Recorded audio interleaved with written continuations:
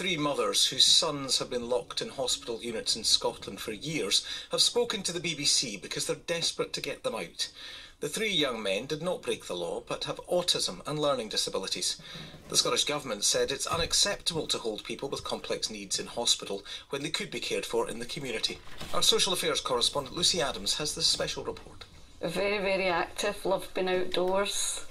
Didn't really like being in the house much, was a very outdoor boy. Sylvia McMahon's son Jamie is 24. He was sectioned more than 5 years ago after getting very distressed and has been in hospital units since then. After 3 months of being sectioned, he was free to leave the hospital. But what happened was there's nowhere to put him. And the reason he went into the wrong environment, because there was nowhere to put him. Jamie is autistic. During lockdown, he struggled to understand why he couldn't see his family, and his behaviour deteriorated. His behaviour's not going to change because he needs his routine back. So if you're waiting for his behaviour to change, then he's never going to get out. Sylvia is one of 3 mothers trying to get their sons out of locked hospital units. This is the first time you've met? Yes. Yeah, we've spoken on the phone, text and Zoom, but we've never actually met in person. It makes you feel that you're not the only one. You know, people doubt you and think that could never happen in this day and age. Sally's son has a learning disability. She's been trying to get him out of hospital for more than a decade. She feels she's lost all say in the care of her child. You're always a mum. It doesn't matter what age they are. You never stop being a mother. You know what I mean? But these places want to discard you, that you're no longer in charge. You're not you're not the mum anymore. Vary's son is autistic. He's been locked in a hospital unit for more than 5 years. She feels she's been punished for speaking out in the past and is too afraid to be identified today. I went on social media just after that. All contact with my son was stopped. The last phone call I had with him, he said, "I'll speak to you tonight, Mum." He never called again. Do you feel like you've been silenced? Absolutely, because they don't like it when you do speak out. Claire Curry, a solicitor who specialises in mental health cases, represents a number of families who say their children are stuck in the system and who've faced repercussions for speaking out. There needs to be an element of discretion and confidentiality there, and I would always say that to any of my clients. However, they should not be punished or penalised or victimised themselves. And have you come across that? Yes, Tell me about that. I think there's been situations where families have spoken out to the media or posted things on social media, and essentially the professionals who have been involved in the care of their loved one have really used that against them. Professor Colin Mackay is part of a Scottish Government-commissioned review which will make recommendations on the rights of families like these. All disabled people should have a right to live independently in the community with the right supports that they need. Now, up to now, that's almost been a kind of statement of intention. I think what we need to turn that into is something which has real teeth. It's not just, we're doing our best but we can't do everything. This is a human right which is being breached. The Scottish Government said it has set up a working group to improve delayed discharge and provided £20 million in funding last year. A spokeswoman said it is completely unacceptable for people with learning disabilities and more complex needs to spend long periods of time in hospital when they could be supported in the community. North Ayrshire Health and Social Care Partnership, where Jamie is cared for, said it's sorry that his family are not happy with his care and encouraged them to discuss any concerns with his team. Sylvia is worried about speaking out, but feels she has to because she says her son is deteriorating. He's left to rot. He left school, he's had nothing. Absolutely nothing. I want the gap in the system to be sorted, where they've got places for people that's a wee bit more complex who do have times when they're not coping. our correspondent Lucy Adams with that report. We're going to discuss this after 8 o'clock. If you or anyone you know is affected by the issues raised in this report, there's help and support available at the BBC Action Line, and you'll find that at bbc.co.uk/actionline. Earlier in the programme, we were hearing the concerns of families whose loved ones are in secure care due to their disabilities. The Scottish Government says it's unacceptable to hold people with complex needs in hospital when they could be cared for in the community. But there are worries the required support isn't there to do this. Let's speak to Jenny Miller, who's Chief Executive of PAMIS, which is promoting a more inclusive society and working with people with complex needs, and Alistair Minty, a patient advocate who does consultancy on health and social care with In Control Scotland and independently. Good morning to you both. Morning, Gary. Jenny, let's just start with the specific, with the generality here. When you hear from families, what are the main issues that they're raising with you? I think there's real concern, Gary, that there isn't the right support in the communities for their loved ones to be able to safely be looked after. And that's not, well, it is, I suppose, a criticism of the social care workforce. We know that we're in crisis. We know that there are staff that are being expected to go and see individuals that they don't really know. We know that they aren't paid enough, that they don't have enough education. And I think families are just really concerned that there isn't the support in the communities. And therefore, you know, when their children are taken into care or into hospital, you know, there isn't the structure for them to then leave and get back out.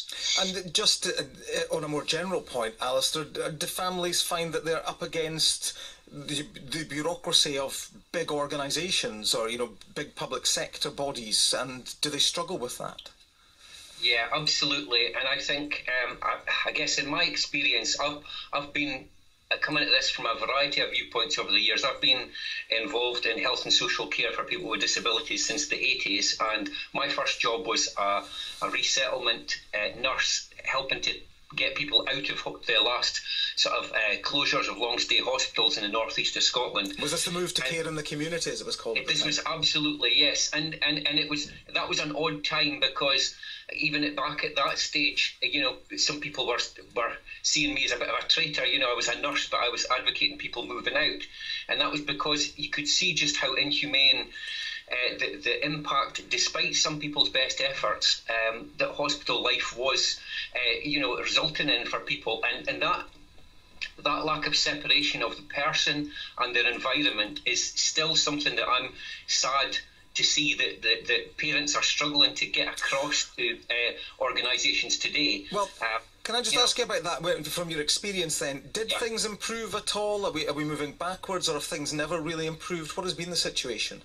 Yeah, it's quite sad actually, because initially there was a lot of, particularly in the 90s, there was a move to person-centred planning, which was a move away from the medical model, really focusing on the individual, understanding their behaviour, what made them tick, rather than imposing what the organisations thought was in their best interests. In a general sense, there was a lot of investment by a lot of organisations in the community to really do that, and it made a huge difference to some people's lives. Sadly, we have been moving backwards in a lot of areas. There's been some really good practice, but for example, the social care workforce used to be far more stable. Now there's a lot more mobility, there's a lot more shortages, we're not paying people nearly enough, and particularly one of the key factors is, therefore, if you're very short of staff and you're then trying to support people with very complex needs, people can quite easily get a job supporting somebody with less complex needs. So the disparity between what we're paying social care staff and even hospital staff is unacceptable, and I'm hoping the National Care Service could maybe do something a little bit about that if it gets that scope. Well, we'll look to the future on that in just a moment or two. Yeah. But Jenny Miller, just on that, the care that people are getting, one of the mothers that we've heard from today has talked about her son being, in her words, left to rot. Now, the social care partnership where he's being held say that they're sorry if the family isn't happy with the care, although they can't comment any further. That's a terrible situation for anybody to be in. Do you believe that in some instances, despite the best efforts of social care partnerships, that some people are being left to rot, as in her words. I think, as Alistair highlighted, there's a real staff shortage, and this group of people need a really skilled workforce. We believe that there isn't enough partnership work done with family carers who really understand the individual, but working with that group and finding them purposeful and meaningful activities, takes a skilled workforce, and it takes numbers in the workforce as well. And I think we believe very, very sadly that is happening. There isn't the workforce capacity, and there isn't often the workforce knowledge to be able to work with this really complex group. And we believe education and partnership working is at the heart. And actually, the folk themselves, and when we talk about a profound disability, meaning deep and wise and expert, and actually they teach us how to work together and how to work as a team, but it's only when we all work together that we can really solve these issues. Well, but yeah, no, there is definitely an issue around education and workforce development, as well as staff shortages, I think. And just to stay with you for a second, Jenny, I mean, Alistair was talking there about the future and hopes that changes that are coming to social care might provide a solution here. What have you heard anything that gives you grounds for optimism so far? We met with the Minister, with Kevin Stewart, who certainly was talking about listening to the voice of those with lived experience and listening to family carers. There is a national reference group that a number of us sit on. So, hopeful, I suppose, but that doesn't make things happen, doesn't it? But yeah, we're hopeful that actually with the right people around a table and listening to families and listening to people with lived experience, then we can make a difference. But it's going to be a huge culture change. It's going to need something quite radical. Well, indeed, and Alistair, what it also needs is for that support to be available. So if someone is sectioned, for instance, is supposedly only going to be looked after for a few months, then they need the support to then go back out into the community. And in some of these instances that we've been hearing about this morning, that just isn't available. And how much optimism do you have, Alistair? Sorry, yes. So for me, it's a mixed bag.